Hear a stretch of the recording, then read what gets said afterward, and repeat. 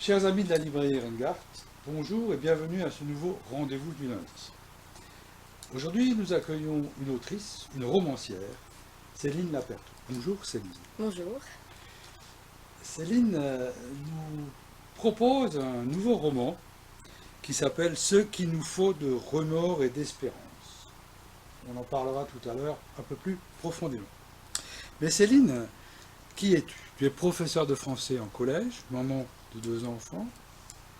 Et c'est un univers dans lequel l'écrit a son importance. Comment en arrive-t-on à être romancière? Parce que là, on est quand même au 5e livre publié. Tu publies aussi beaucoup de poésie que je vois passer sur Facebook. Oui. Elles sont parfois un peu sombres, nostalgiques, mélancoliques, je dirais peut-être. Et je pense qu'il y a des textes aussi, des textes cachés, des textes non publiés. Oui, bien sûr. C'est quoi un peu ce parcours? J'ai été romancière avant d'être enseignante.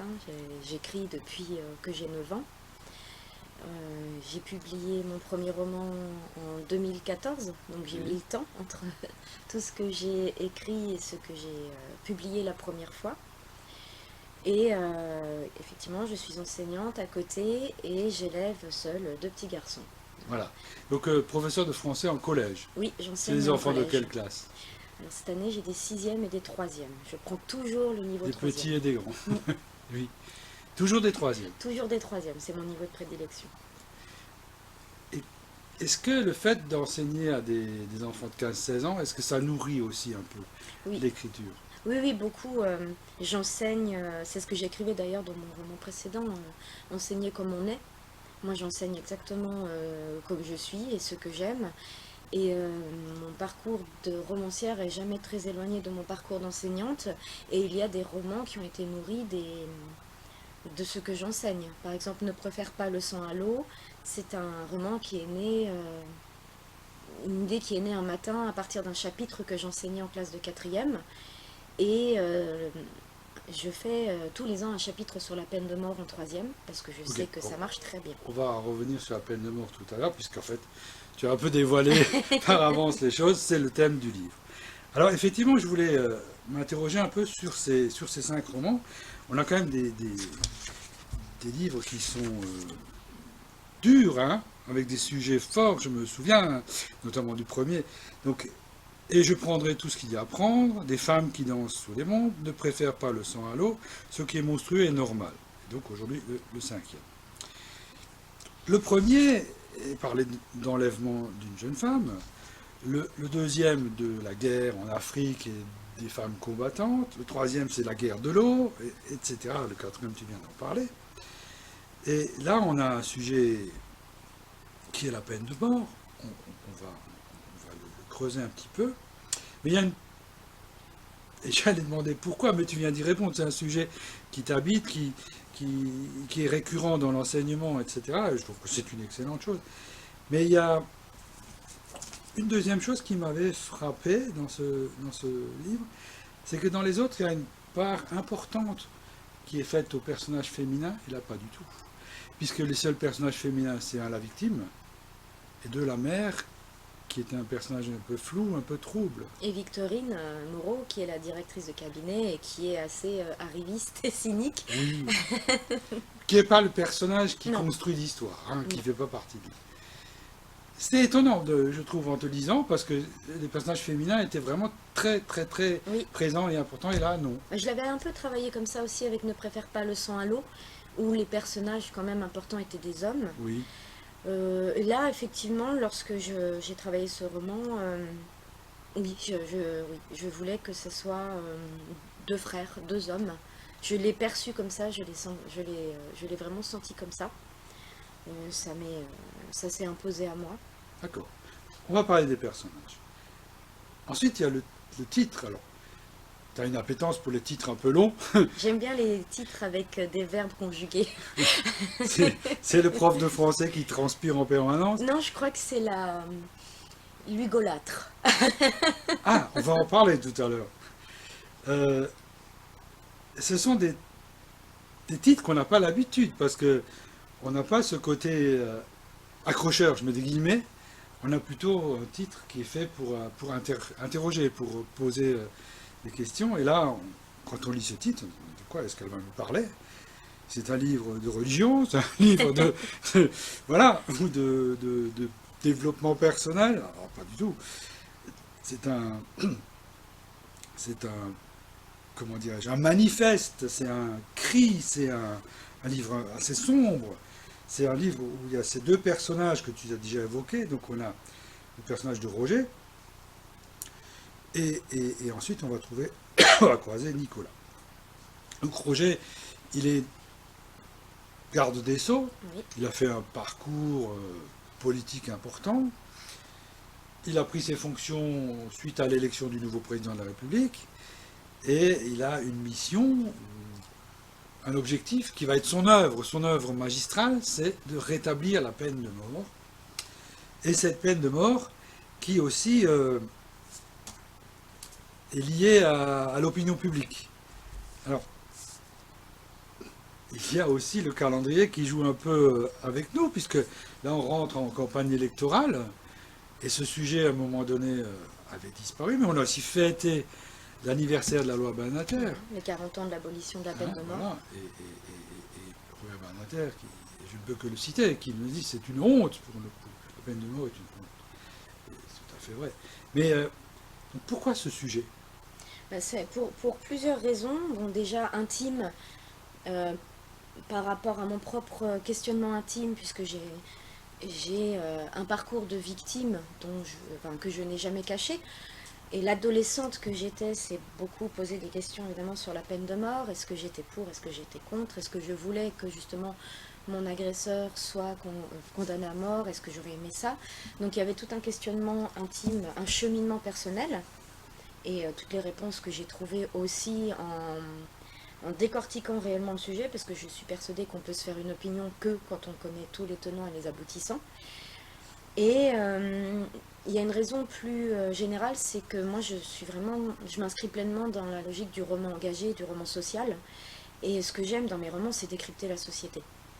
C'est voir vraiment ce que notre société devient. Et je pense que la littérature est une bonne caméra pour vraiment voir les grandes évolutions de la société. C'est ce que j'avais un peu perçu aussi avec Ne préfère pas le sang à l'eau. C'est ce que j'ai travaillé aussi dans ce qui est monstrueux et normal, voir le fonctionnement des institutions françaises. Et effectivement, je pense que ce débat est loin d'être mort en France. Alors on est protégé par les institutions européennes, mais je pense que rien n'est indétricotable dans la vie. Et c'est une manière pour moi d'interroger notre société actuelle. On a parlé tout à l'heure effectivement de l'opinion publique, de la prédominance des réseaux sociaux qui sont pour moi un changement radical de notre société. Parce que les réseaux sociaux font beaucoup de mal justement par rapport aussi à ce genre de questions. La pression de l'opinion publique sur le politique est déterminante maintenant. Et je trouvais ça intéressant en tant qu'écrivain d'analyser ça dans la fiction. Très bien. Mais donc le fait qu'on a ce calendrier qui se croise, c'est un hasard ou Oui, c'est un hasard, ça s'appelle malheureusement la Covid. Mon roman a été décalé aussi par rapport à ça. Alors c'est un hasard qui tombe bien puisque ça tombe au moment de l'abolition de la peine de mort, même si bon, les journalistes n'ont pas trop fait le rapprochement, mais c'est pas voulu à la base. C'est souvent ce qu'on m'a dit, que j'ai un petit côté qui fait un petit peu peur parce que lorsque j'ai écrit Ne préfère pas le sang à l'eau, il y a eu beaucoup... C'est sur la guerre de l'eau, hein, c'est sur voilà, la domination par l'eau. beaucoup de débats par la suite justement sur les problèmes de l'eau et ce qui va arriver d'ici une dizaine d'années. Oui. Voilà, sur aussi les conflits en Afrique hein, qui posent énormément de problèmes et qui créent aussi ces vagues migratoires qui font monter les enchères électorales aussi. Et j'ai ce côté-là, effectivement, très analyste dans mes romans, qui fait qu'à chaque fois, sans faire exprès, je touche un peu juste dans l'actualité. Alors, par rapport au roman précédent, où on a, par exemple, les femmes en Afrique, là, je trouve qu'il y a un côté flamboyant, guerrière, mais qui est plein... Là, on est sur des personnages beaucoup plus denses, beaucoup plus ciselés, plus... Comment dirais-je? Oui, plus ciselés, plus creusés. Et donc, on a ce personnage de Roger, qui est un petit garçon, je chausse mes lunettes parce que je vais lire un extrait, qui est un petit garçon fils unique, choyé par ses parents, Et lors de son anniversaire, son 10e anniversaire, le papa débarque avec un petit garçon, avec un petit frère. Donc c'est le fils de la maîtresse du papa qui est décédé, et puis ils vont l'accueillir. Et ce petit garçon s'appelle Nicolas, c'est le deuxième personnage important du roman. Mais Roger ne l'a jamais vraiment aimé, mais dès le début. Et on peut lire donc à ce moment-là la chose suivante. Il sait, Roger, même s'il n'a pas encore une conscience claire que sa perception du monde vient de changer. La vie est ainsi pragmatique et opportuniste, parfois inconséquente dans les virages qu'elle prend. Il ne peut pas encore le formuler parce que c'est un concept à peine formé dans son esprit qui se tord et s'imperméabilise, mais il entrevoit que c'est l'acte fondateur de sa vie future. Demain, c'est un autre Roger Leroy qui se réveillera. Tout sera passé au crible d'une vue désormais affûtée. Il n'aura de cesse de scruter les gestes de sa mère, de peser sa tendresse à l'aune de cette arrivée. Il n'ignore pas qu'il a 5 ans de plus que le petit. Il se doute, mais il l'excuse, qu'il y aura de la place pour la jalousie. Elle sera légitime, cette jalousie. C'est extraordinaire. La jalousie qui devient un acte fondateur de sa vie future. Oui, parce que Roger confond ses convictions et des choses de l'enfance qu'il n'a pas digérées et qui sont inconscientes. Et ce qu'il pense pendant des années être des convictions tout à fait raisonnables et raisonnées, sorties des livres, sorties des preuves, sorties des statistiques, il lui faut quelques casseroles pour comprendre qu'en fait ces convictions étaient tout simplement, sans qu'il s'en rende compte, manipulées par des rancœurs qui étaient très profondes et qui n'ont jamais été réglées, par les failles des parents, les failles du père surtout. Et comme tout ça n'a jamais été réglé, ça s'est mélangé. Et ces convictions finalement ne sont pas de réelles convictions. Mais il lui faut vraiment se casser la figure pour s'en rendre compte. On va voir ça après. Et comment? Quelle chute? Alors, d'après toi, enfin ton personnage, il nourrit donc sa vie d'homme politique sur ce socle qui est un socle pervers, faussé. Voilà. C'est ça. Un traumatisme d'enfance qui c'est pas le plus grave traumatisme, il n'a pas été battu, il a pas mais il a fait face, voilà, il a fait face le jour de son anniversaire à une trahison vraiment de grande ampleur, et il s'est retrouvé avec un père qui n'a jamais réussi à laver cette faute, et qui non seulement n'a pas réussi à la laver, mais en plus a aggravé la situation en travaillant sans le faire exprès la concurrence entre les deux frères. Donc il n'a jamais réussi à faire un pont entre ses fils pour apaiser cette guerre latente. Et quelque part, la faille paternelle, la faille maternelle aussi, puisque personne n'a prévenu Roger, on l'a laissé avec ce creux dans la poitrine, n'a fait que grandir. Et cette haine a nourri ses convictions les plus profondes. Donc il va faire un parcours politique important, puisqu'il va devenir garde des Sceaux. C'est un personnage assez costaud, un peu à la Dupond-Moretti, mais c'est un hasard, je pense, là aussi. Non, non, je me suis vraiment inspirée. Je me suis inspirée du Dupond-Moretti surtout pour son adversaire Grégoire Maréchal. Moi, j'aime beaucoup la figure de Dupond-Moretti. C'est un homme imposant, un homme éloquent, qui a son parcours assez atypique. Ça, en termes d'éloquence, Roger, il n'est pas au top. Voilà, alors que Grégoire Maréchal, là-dessus, le bat. Quoique, il travaille énormément, il a quelque chose en lui quand même.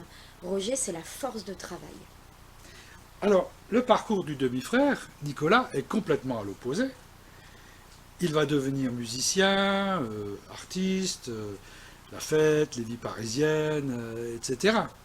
Oui, c'est un homme qui vit sa vie. Il n'a pas les blessures narcissiques de Roger.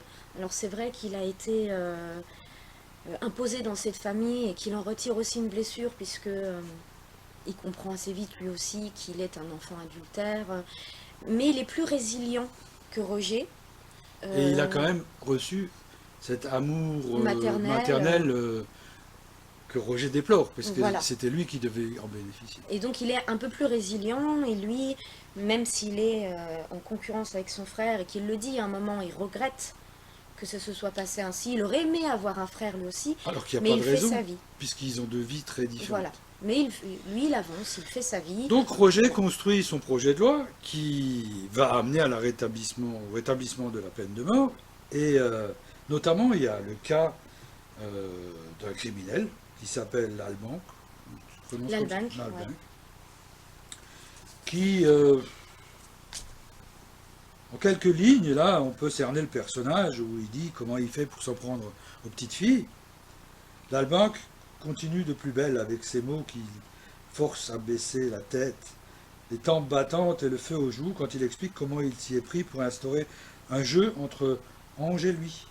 Comment les bonbons et les cartes Totally Spice sont devenus un enjeu pour pouvoir la toucher, l'explorer, puisque c'est le mot qu'il a employé. Comment la petite fille a un jour tout révélé à sa mère, lassée de devoir accepter cette main de grand garçon entre ses cuisses, etc., etc. Donc ce garçon, il a vécu un certain moment un problème, puis il va dans une tuile, et puis il va passer à un acte plus grave, puisqu'il va assassiner ses victimes. Et donc la loi va passer, et il en est le premier, comment dirais-je, le premier coupable qui sera condamné à mort de nouveau, puisqu'on remet la guillotine en route. Mais on retrouve Nicolas dans ses fêtes parisiennes. Il a un groupe de musique et il rencontre une jeune femme qui écrit aussi des chansons, mais qui a une belle voix, qui pourrait devenir la chanteuse du groupe. Et évidemment, lors d'une soirée, ils vont se retrouver.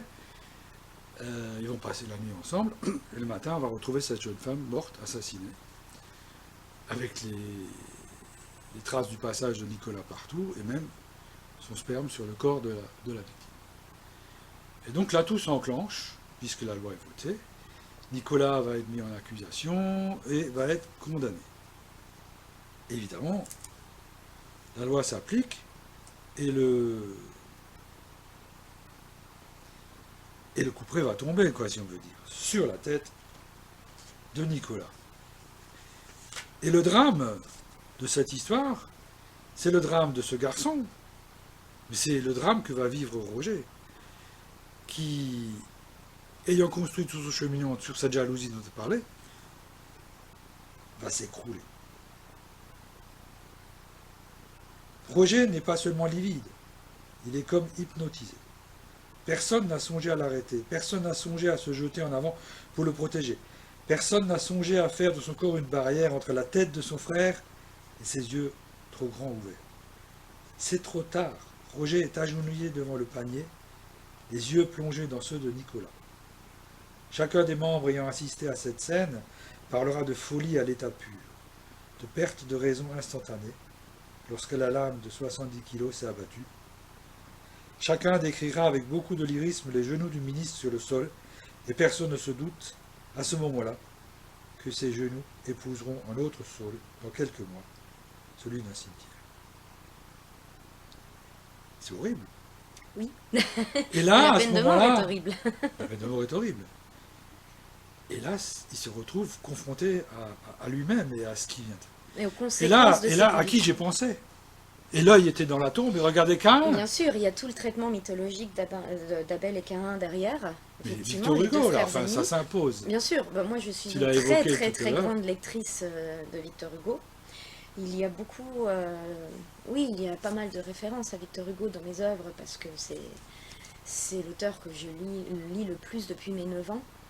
Et elles sont parfois subtiles, parfois plus voulues, mais il y a de vraies références à cet immense auteur qui a, à mon avis, fondé quelque part mes premiers mots de romancière. Et puis, il ne faut pas oublier que lui-même a écrit Claude Gueux, Le dernier jour d'un condamné. Effectivement, tout ça se recoupe. Sauf que moi, je le traite de manière un petit peu différente parce que, évidemment, quand Victor Hugo a écrit Claude Gueux, nous étions dans un tout autre contexte, puisque la peine de mort était encore valide en France, et que lui, il le rédigeait presque sous forme de pamphlet politique, parce que ce qu'il voulait, c'est que la peine de mort soit abolie. Moi, je ne me retrouve pas dans cette situation, la peine de mort est abolie, a priori, sauf quand on est romancière et qu'on décide par le biais de la fiction de la supprimer, a priori, dans la vraie vie, on a quand même de fortes chances d'être protégé de ce côté-là. Mais du coup, j'avais pas les mêmes enjeux. Et ce que je voulais, c'était surtout pas rentrer dans le manichéisme, comme a pu le faire Victor Hugo avec Claude Gueux, mais pour des bonnes raisons. Claude Gueux, on est aussi dans la manipulation. Voilà. Parce que le directeur de la prison qui manipule tout le... C'est ça. Et puis surtout, on a le grand méchant, le grand gentil. Mais ça servait, le verbe de Victor Hugo, à ce moment-là où la peine de mort était encore valable en France.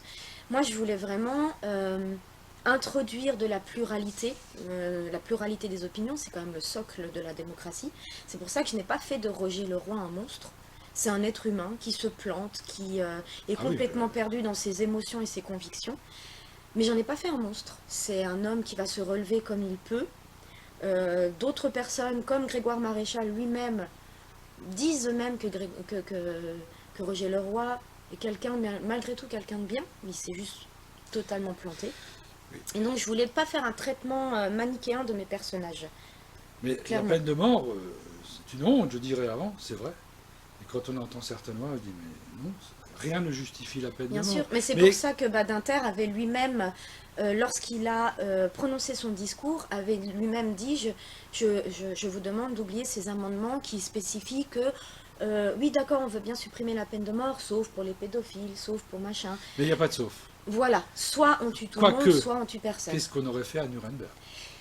Oui, mais c'est aussi pour ça que j'ai choisi Mais ça reste toujours des hommes. C'est ça, et c'est pour ça que j'ai choisi d'installer un pédocriminel dans mon roman, parce qu'il y a aussi un peu le même panier à salade dans l'opinion publique. Enfin, on va arriver au terme de cet entretien. Donc l'œil était dans la tombe, regardez Caïn. Je trouvais ça merveilleux de faire cette... Les yeux de Nicolas ont regardé Roger. Oui. Merci Céline. Nous allons nous séparer de nos amis de l'autre côté de la caméra, en leur donnant quand même rendez-vous, parce que Céline viendra en dédicace début décembre. On reprécisera la date sur les supports de communication de la librairie. Bonne journée, merci, au revoir Céline. Bonne journée à vous. Et à bientôt pour un nouveau rendez-vous du lundi. Merci.